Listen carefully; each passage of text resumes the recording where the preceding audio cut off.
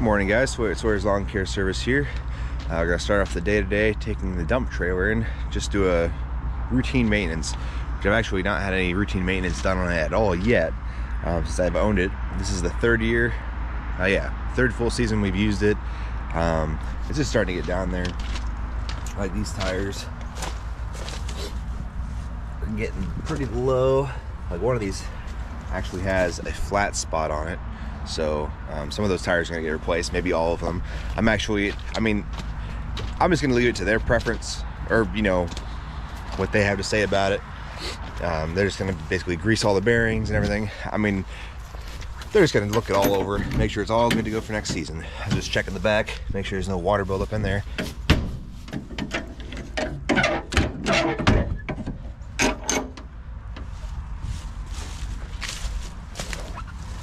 Alright, now I just gotta get this thing hooked up and off to Majestic Trailer. Always lock your trailers up, guys. I know you can still steal a trailer with a lock on it, but it's all about keeping honest people honest. If you see a lock on it, I lock up all my trailers. Just make sure of that.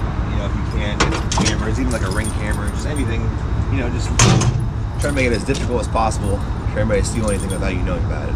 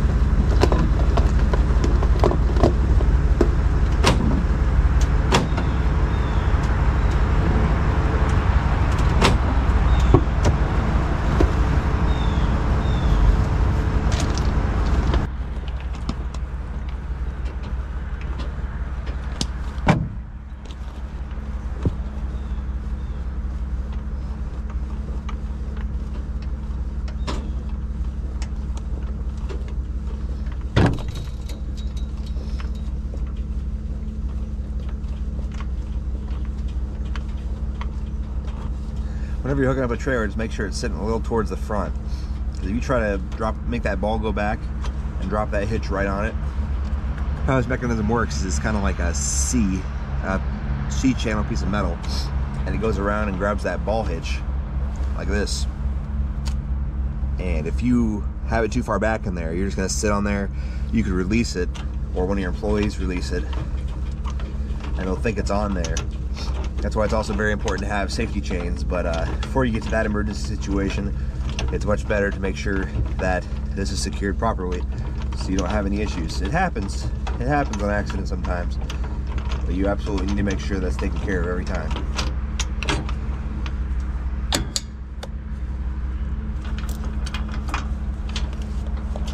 And absolutely, if you have brake system, make sure you have your emergency brake on. This is an aftermarket wire we have here. It just makes it a lot easier to get it on there, because normally it gives you this very long cable, and I like this thing better. I have it on all my trailers.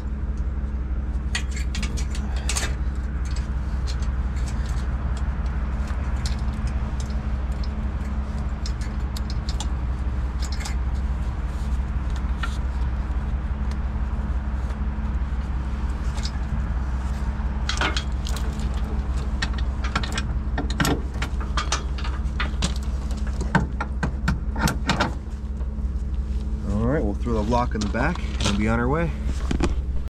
Just dropped off the dump trailer over at Majestic Trailer, and I saw this Great Lakes trucking here. Yeah, some Isuzus in there, some brand new ones. I think I might go take a look. Those are looking pretty cool. Alright, so I stopped into the dealership there for the trucks.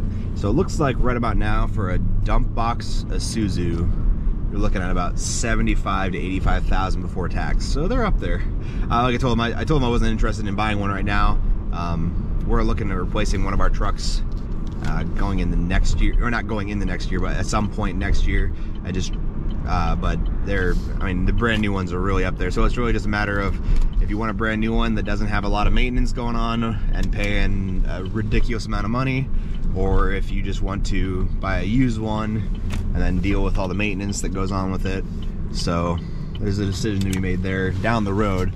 But it was right next to Majestic trailer, so I figured I'd stop in there, get some information. I got some, he basically says, they weigh 14.5 all together with a single, the regular cab and the dump body on it. So basically you're looking at, like, with a 7K trailer, you can carry that fully loaded.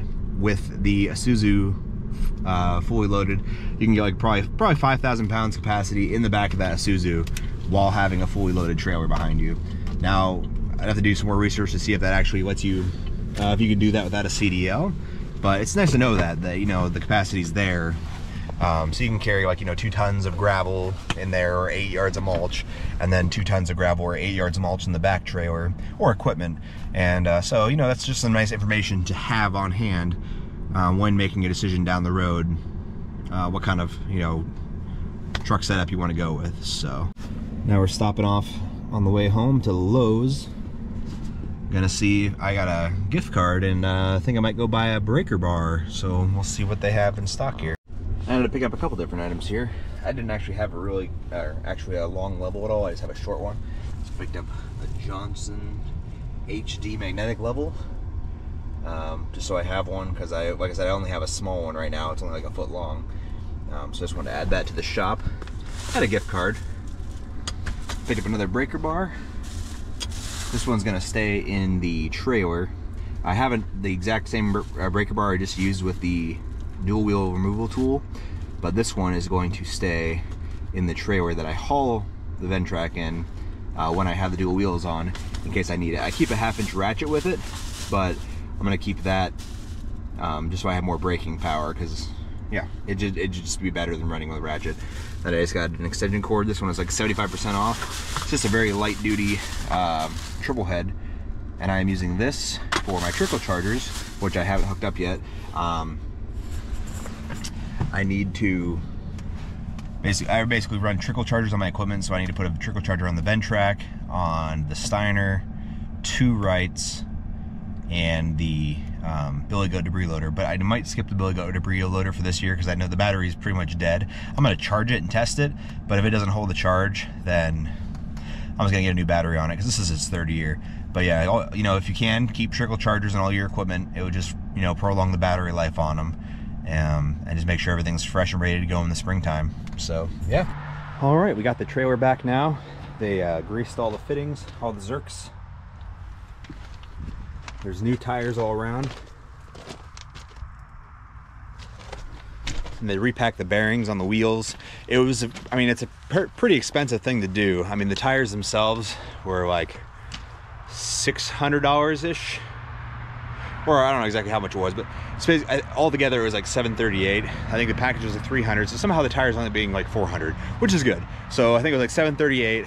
Got 4 brand new tires on the trailer.